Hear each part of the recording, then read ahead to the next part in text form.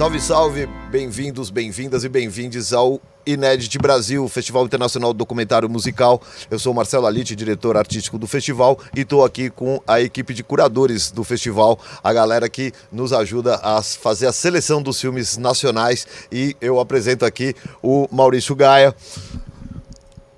Olá, tudo bem com vocês? Andréa Pasquini. Salve, salve. E o Zé Antônio Godoal. Tudo bem?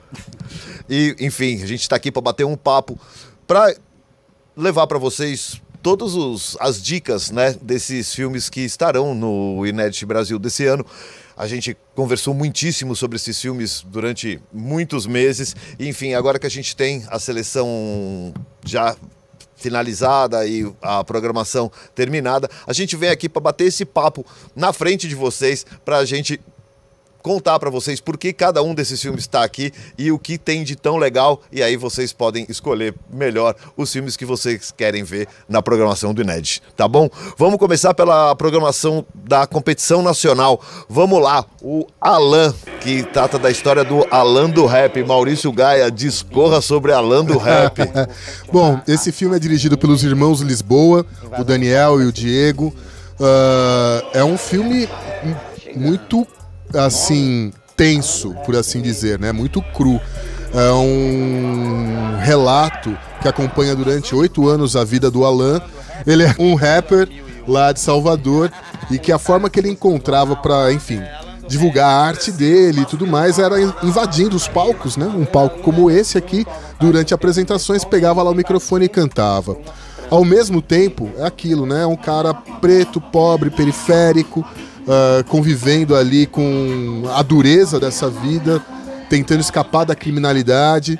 E é o filme em si, né, a forma como ele é retratado e tudo mais, com algumas, sei lá, tem coisa ali com câmera muito precária, mas traz uma força enorme pro filme. É um filme muito importante e extremamente atual, né, porque a gente tem hoje no Brasil. Eu acho que esse filme é um retrato do Brasil atual, assim. Atual não, do Brasil, né, de maneira geral. E foi um filme que eu fiquei muito impactado, eu revi até esses dias.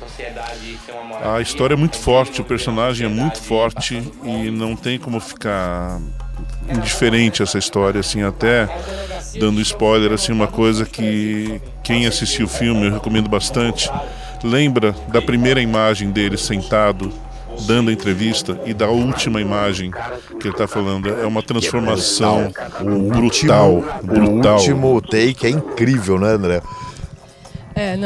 Eu fiquei muito impactada quando eu vi o filme. Primeiro, porque é isso, né? Mais um daqueles personagens super fortes, assim, e que eu, sinceramente, nunca tinha ouvido falar. Então, já começa por aí, né? Você fala...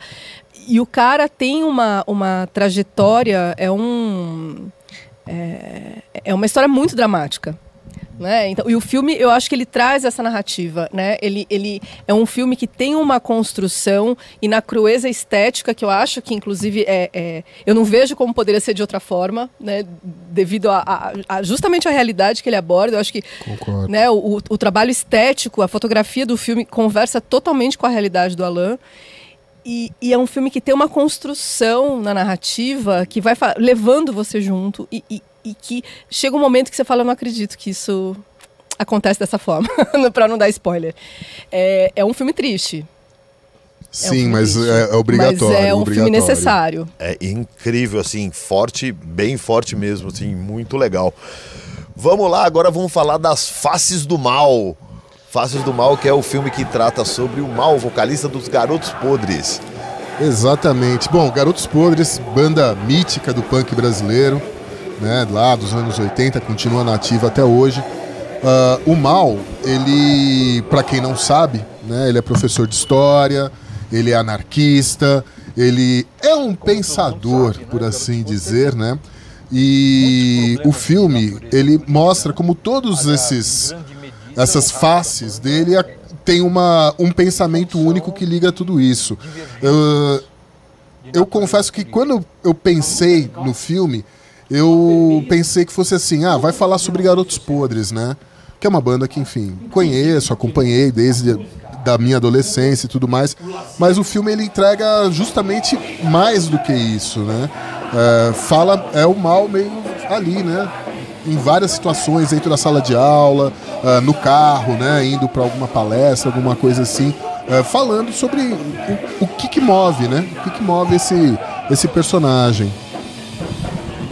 Tem uma coisa interessante, que o Mal é uma pessoa que no palco ele tem uma agressividade muito grande, né? Ele se coloca de uma maneira agressiva. Eu acho que muita gente só conhece o Mal por esse lado, né? Lembra aquele cara no palco, que é muito diferente do que a gente vê no resto do filme, né? Ele, como você falou, como pensador, como professor, como educador, como alguém que tem o outro lado que é muito mais ponderado, e só reforçando o que o Maurício falou assim, mas tem um pensamento que é muito comum a todos. E é mais um filme que é interessante, né? Se você pega a linha do tempo, você vai falar, bom, tudo aquilo que ele está falando, toda a trajetória, você para nesse momento, nesse instante que a gente está vivendo, e mais uma vez, né? É totalmente um retrato disso que a gente vive agora. E eu acho uma coisa interessante porque nem todo mundo leva as bandas punks a sério, né? Muita gente acha que é coisa de moleque, acha que não tem um pensamento, que, sei lá, não tem não vou nem falar atitude, mas tem um posicionamento, e esse filme deixa claro que existe sim, né, que tem algumas pessoas que têm o que falar, têm que ser ouvidas, têm que pelo menos prestar atenção no discurso deles. Eu acho que esse filme expressa muito a isso. Esse é As Faces do Mal, do Delaney Lima e Lucas Barbie, filme de 2021 que também faz parte da nossa competição nacional, né? Bom, passamos agora, Maurício, para a música Natureza, de Léa Freire. Filme dirigido pelo Lucas Weglinski. Eu confesso que eu não conhecia a Léa Freire até assistir o filme, né? Não sei se vocês já conheciam. Você já conhecia. Eu conhecia, já tinha trabalhado com ela. Eu não conhecia, eu fiquei assim fascinado, né, com a história dela. Ela se formou musicalmente, primeiro, de um lado, né, lá na escola do Zimbo Trio, e por outro lado, na noite de São Paulo, né, tocando com Filó, tocando com outros músicos. E ela consegue misturar no trabalho dela, e isso o filme deixa muito claro, como é possível unir o popular com o erudito, com o jazz. Ela é uma compositora, né, de mão cheia, com trabalhos incríveis, e o filme mostra também o lado assim, o que é uma mulher vivendo num universo predominantemente masculino, né? E todas as coisas que ela tem que enfrentar para conseguir chegar onde ela chegou, né? É um filme também que, enfim, acaba falando muito sobre os dias de hoje, né? Essa trajetória toda acaba sendo muito significativa. E tem esse olhar, enfim, eu conheci a Léa há muitos anos atrás, né, fazendo um trabalho que tem a ver com videocenografia para um espetáculo e tal, e foi bem no momento em que ela estava começando o selo dela, Maritaca. Então eu acho assim, além do talento dela, que é enorme, né, e das parcerias lindas que ela foi construindo assim durante a carreira dela, ela ainda teve esse papel, né, de empreendedora numa área de música instrumental brasileira que, enfim, tem que se ralar muito, né, para se ter um pouco de destaque nisso. E o selo Maritaca reuniu, enfim, nomes maravilhosos, assim. Então, eu acho que ainda mostra esse lado dela, e o lado Léa Freire, mãe, lidando ali com a família e ao mesmo tempo viajando. Só que eu acho que tudo isso também colocado de uma forma bastante poética. Acho que o filme traz tem uma forma de contar a história da Léa que é muito do calor do momento, de estar junto ali, acompanhando a viagem, a turnê, mas conseguiu também chegar num lugar de uma forma de mostrar as imagens que acho que vai para uma poesia que para mim foi muito tocante, assim. Eu gostei muito, realmente, foi muito prazeroso ver o filme. Eu, assim como Maurício, eu não conhecia o trabalho da Léa. Conhecia ela, mas não tão a fundo quanto depois de ver esse filme. E uma coisa que é interessante, assim, que eu sempre falo, que antes de estar aqui no Inédit, eu ia assistir os filmes do Inédit, sempre, né? E Todos nós, eu incluído. Então, é uma das coisas que é mais legal para mim, que sempre foi assim, fundamental, é essa descoberta, esse prazer da descoberta, de saber que tem alguém como a Léa, que a gente não conhece o trabalho, é um trabalho tão grande, tão importante, tão relevante, que se fosse fora do país, né, claro, o reconhecimento dela seria muito maior do que tem hoje em dia. A gente sabe como é que está a cultura aqui. Mas vale a pena, se você não ouviu falar da Léa, se não sabe quem é, assista o filme, que você vai se surpreender. E ela é incrível, né? É muito bom. Ela é realmente incrível, assim, eu também não conhecia ela, a parte musical dela, eu conhecia o selo, né, Maritaca, mas eu não conhecia o trabalho dela e fiquei encantado com a personagem, com as músicas, esse paralelismo que vários personagens fazem, né, de compará-la ao Hermeto, ao Tom Jobim, né, ao Villa-Lobos, enfim, é realmente incrível a musicalidade dela, como as pessoas fazem paralelismo com ela, com os maiores nomes da música brasileira, e ela é pouco conhecida, e isso eu acho que é muito importante. E nisso eu dou muita razão isso a vocês, é que como é legal você embarcar nos filmes do Inet sem saber quem é o personagem. A gente já falou aqui do Alan, por exemplo, que é um artista que não gravou nenhum disco na vida, mas tem uma vida musical muito interessante. E a da Léa Freire, já em outro espectro, né, também traz, passa a ser um nome a ser descoberto por muita gente, porque ela faz um trabalho de jazz impressionante, né? A parte da coisa da questão erudita é inacreditável, muito, muito recomendável esse filme da Léa Freire, né? Sim, assim como do Alan, né? O Alan, uma coisa que eu não falei aquela hora, desculpa retomar aqui o Alan, mas o menino era um talento, né? Que ninguém nunca vai conhecer. Se não fosse filme, ninguém iria reconhecer. Sim, né? sim. Isso é muito importante, a gente prestar atenção nos talentos, não deixar que coisas aconteçam sem querer dar spoiler. E sem dar spoiler. Eu só pensando aqui. Não fala isso, Zé! Quase que eu falo. Não fala isso, Zé! Bom, seguindo aqui com Belchior, Apenas um Coração Selvagem. Pois é, Belchior, um dos grandes nomes da música brasileira. Esse filme foi dirigido, ou é dirigido, pela Natália Dias e pelo Camilo Cavalcante.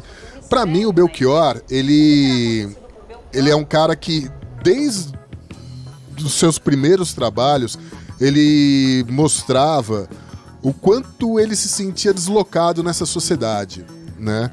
Eu acho que a própria história da vida dele, né? Ele, enfim, ter sumido, como sumiu e tudo mais, deixa muito claro isso. E nesse filme a gente tem o Belchior, né, através de várias imagens de arquivo, de depoimentos dele e tudo mais, contando um pouco sobre como que é a trajetória dele, como que ele pensava a arte, a sua arte e tudo mais. E aí você consegue entender um pouco, pelas próprias palavras dele, o que é esse sentimento de não pertencimento a isso tudo, né? É óbvio, o filme, algumas coisas ele acaba não abordando, porque como é o Belchior por si mesmo, né, ele não explica o desaparecimento, né? Sim. A treta com o Fagner. A treta com o Fagner também, ele não conta, embora tenha depoimento do Fagner no filme, mas é um personagem incrível, fascinante também da música, que a gente não pode deixar de ver. Sim, e ainda tem uma participação super especial do Silvério Pereira, né, do ator, e eu não sei se recentemente vocês viram ele interpretando o Sujeito de Sorte, né? vi na televisão. Que foi muito bonito, assim, foi muito emocionante. E aí, nessa oportunidade que ele interpretou a música, ele conta um pouquinho dessa relação, né, dele com o Belchior, do que o Belchior representava na vida dele. E aí, depois disso, eu falei, puxa, então fica mais potente ainda a participação dele no documentário, né, assim, fazendo um pouco essa persona Belchior, assim, no filme. Eu achei isso bem bonito também. E tem uma coisa também, que o Belchior está sendo muito revisitado, né, graças à citação do Emicida. Então muita gente está voltando a falar de Belchior, citando, ouvindo Belchior, e ninguém conhece essa história. Então acho que é uma oportunidade única de conhecer um pouco mais o trabalho dele e até entender por que o Emicida colocou ele ali, né? Eu tenho um spoiler do filme. Vai, Maurício. Tem uma cena que o Belchior, tô olhando para essa câmera aqui, olha. Tem uma cena que o Belchior aparece no palco vestido com uma camiseta do Snoopy, calça vermelha. É imperdível. Por favor, essa cena você não pode perder. É sensacional. É realmente sensacional. Belchior, Apenas um Coração Selvagem, um ótimo documentário para levantar a figura do Belchior, que foi uma das figuras mais importantes da música do brasileira, assim, do final do século passado, enfim, morreu recentemente, já desaparecido, né, assim, sumiu e tal, mas realmente vale muito a pena conhecer esse filme do Belchior, Apenas um Coração Selvagem. Esse filme, eu tenho certeza que ele vai bombar pelo Brasil, assim, quando ele finalmente ganhar os circuitos comerciais, esse filme vai fazer história, eu tenho certeza. E vamos seguir aqui nessa competição, que ainda tem mais alguns filmes. O Cafi, Maurício, dirigido pelo Lírio Ferreira e a Natara Ney. Vamos lá. Exatamente. Bom, Lírio Ferreira, né, diretor do Árido Movie. Grande Lírio. Sim, sim. A Natara também, uma diretora que tem bons filmes no seu currículo. Quem é Cafi? Cafi é Carlos da Silva Assunção Filho. Ele não é músico, né? Ele não é músico, ele é não é músico. fotógrafo. Ele era, né? Ele morreu já. Morreu inclusive numa noite de Réveillon, faz uns 2 ou 3 anos, coisa assim, antes da pandemia. E ele deixou o nome dele marcado na música através de diversas capas e disco que ele foi o fotógrafo. Um deles é o Clube da Esquina, né? A capa do Clube da Esquina é uma foto que ele fez. Esse documentário mostra o Cafi ainda em vida falando sobre a sua história, sobre sua vida. E alguns amigos, e por exemplo a Deborah Coker, com quem ele foi casado, né? Tem uma cena logo no começo do filme que é muito bacana, que ela vira pra ele e fala assim: ah, Cafi, pô, você sempre foi uma criança, né? Uma das suas melhores coisas é essa, você é uma criança. Né? E aí o Cafi vai contando a vida, e ele teve uma vida boa, soube viver bem a vida, uma história bacana, e ele contando as histórias de algumas capas de disco, né? Não só do Clube da Esquina, aquela capa famosa lá do tênis, lá do disco do Low Borges, foi ele que fez, uma história incrível. Minas também. Sim, Minas também. Não, é isso, só dando... Na verdade, citei a capa do Minas, do Milton Nascimento, que é uma capa icônica. O Cafi é aquela pessoa que você pode não ter ouvido falar o nome dele, mas você vai conhecer o trabalho dele, é aquilo assim, porra, dele, sabe? É muita coisa legal, trabalho incrível, vale a pena. Eu tô falando muito isso, que vale a pena ver o filme, mas vale mesmo, gente. A gente teve um baita trabalho para escolher esses filmes, tem que ver todos. Olha, foram inscritos nessa edição do NET mais de 160 títulos, tá?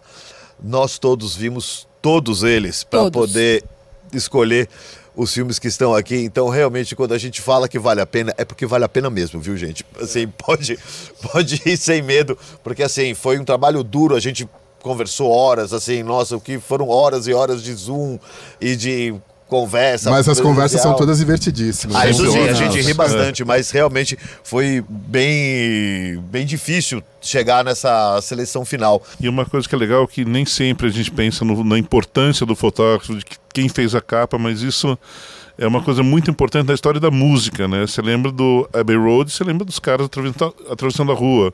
Lembra do Low Borges, você pode não saber o nome do disco, é o disco do tênis. Sim, sabe? Eu chamo esse disco até hoje do disco do tênis. Exatamente, então é genial isso, poder imprimir essa marca na história da música, assim, é lindo isso. Não, uma coisa que eu acho super interessante nesse filme do Cafi é que você acaba fazendo uma viagem pela música brasileira através das capas dos discos. Sim. Né? Então, assim, isso é muito bacana, porque é um fotógrafo que fotografava capas, fazia capas de discos, e aí a música está presente o tempo inteiro no filme, né? Porque você vai passando pela história e ele fez capas importantíssimas na história da música. Então não deixa de ser também... E provavelmente muitas capas ali, as pessoas talvez nem imaginassem, é isso, nossa, qual é a história por trás disso, né? O que aconteceu? Então o filme ainda levanta um pouco essa possibilidade, né? De você saber o que estava ali, o que acontecia naquela capa, que momento foi aquele, né? Sim, e esse filme tem isso, né? Quando a gente pensa em música, normalmente a gente pensa no músico, a gente pensa no cara que tá, né, tocando bateria, no vocalista, no guitarrista, né, no instrumentista e tudo mais.